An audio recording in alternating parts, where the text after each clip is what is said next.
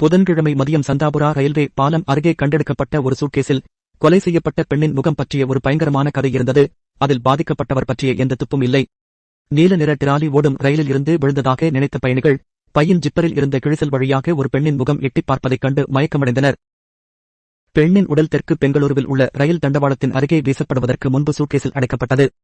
சுமார் 18 வயதுடைய சிறுமியின் அடையாளம் இன்னும் கண்டறியப்படவில்லை. சூரியநகர் போலீசார் கொலை வழக்கு பதிவு செய்து விசாரித்து வருகின்றனர்.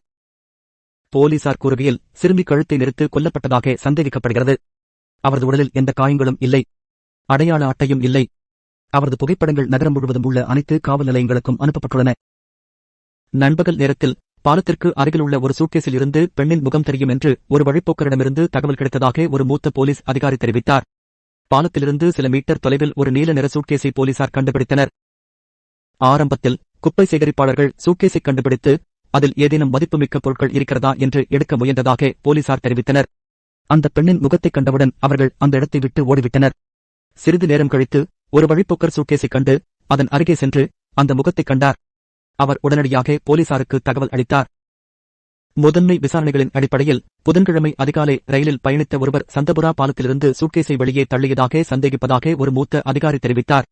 தள்ளுவண்டி சில மீட்டர்கள் கீழே உருண்டு நின்ற பிறகு நின்றது.